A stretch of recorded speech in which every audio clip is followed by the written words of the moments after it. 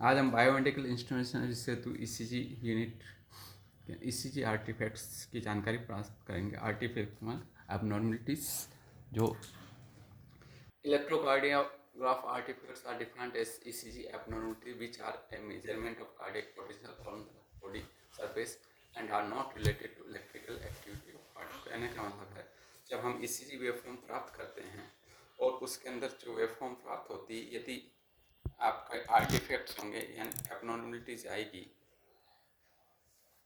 तो वो वेवफॉर्म को डिस्टोर्ट कर देगी, जो कि वास्तविक जो हार्ट है उसकी इलेक्ट्रिकल एक्टिविटी को रिप्रेजेंट नहीं करती है। तो इस प्रकार जो आर्टिफैक्ट्स आते हैं उसके परिणाम स्वरूप ईसीजी की जो वेवफॉर्म होती है वो डिस्टोर्टेड प्राप्त होती है। अब ये जरूरी है कि जो आर्टिफैक्ट्स आ रहे हैं उनको हम आसानी से पहचान सकें, जिससे कि अननेसेसरी टेस्टिंग या जो फिजिशियन हैं या वो कंफ्यूज नहीं हो। यहाँ पे हम कुछ सामान्य आर्टिफैक्ट्स वो उनके कारण को जानेंगे कि वो कैसे जनरेट होते हैं और जो कि इंटरनल और एक्सटर्नल दो कारण से हो सकते हैं। इंटरनल बॉडी रिलेटेड, एक्सटर्नल जो बाहरी वातावरण से।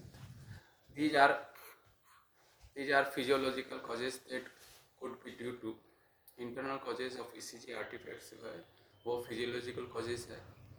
पेशेंट मोशन, यदि मरीज है उसके मूवमेंट, जैसे ये it does not allow electronic filtration large swings usually by epidermal stretching। जो स्किन है वो खिंचाव लेती हो, इधर उधर होती है, जैसे कि tremors and shivering cause motion artifacts patient के। Simple movements such as brushing, combing the hair can produce ECG disturbance during ambulatory ECG monitoring। यदि पेशेंट बेड पे है, सीवियर कंडीशन है और उसके कंटिन्यूस ECG ली जा रही है, लेकिन उस दौरान उसको ब्रशिंग या कॉम्बिंग करवाते हैं तो वो भी मूवमेंट के कारण हो सकते हैं। मस्कुलर एक्टिविटी, उसके कारण भी आपके आर्टिफैक्ट्स प्राप्त हो सकते हैं। इसी तरह एक्सटर्नल कॉजेज जो नॉन फिजिकल कॉजेज हैं, जो कि दूसरे इलेक्ट्रिकल डिवाइस उससे अटैच हैं या उसकी सराउंडिंग में हैं, जैसे इलेक्ट्रोमैग्नेटिक इंटरफेरेंस के कारण, power line, electrical disturbance, light fixtures जो भी है उसकी सराउंडिंग, उसके कारण, इलेक्ट्रोक्यूटिव के कारण, electrical devices in the room जो काम कर रहे हैं पेशेंट के कमरे में, radio frequency based commercial mobile phones products जो भी उसके सराउंडिंग में है तो उसकी डिस्टर्बेंस के कारण भी उसमें वो हो सकता है। Cable and electrode mail function,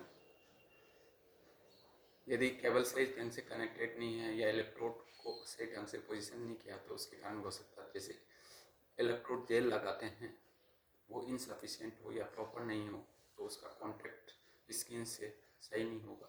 misplace Leeds हो, लीड सही जगह नहीं हो, इनअप्रोप्रिएट फिल्टर सेटिंग, फिल्टर की जो सेटिंग हो इनअप्रोप्रिएट हो यानी सही ढंग से नहीं की हुई हो, ब्रोकन वायर्स यदि चेक नहीं की और कहीं वायर ब्रेक हैं, कनेक्शंस लूज है, उससे भी आर्टिफैक्ट्स प्राप्त हो सकती है वेवफॉर्म सही ढंग से।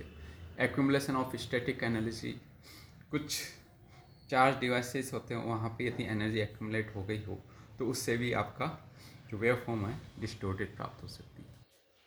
इसी के साथ जो मेडिकल इक्विपमेंट्स हैं वो भी एबनॉर्मलिटी यानी वेवफॉर्म को डिस्टोर्ट कर सकते हैं। इन operation theatres, intensive care unit जब ICU यूनिट में होता तो इसके अलावा ECG मशीन के अलावा बहुत सारे इलेक्ट्रॉनिक इक्विपमेंट काम में आते हैं, जैसे ECG monitoring, electrode leads, amplifier filters, वो उनसे प्रभावित हो सकते हैं।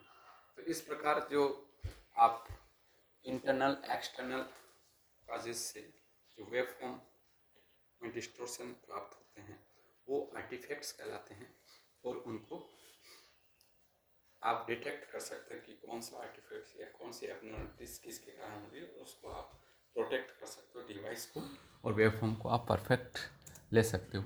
Thank you.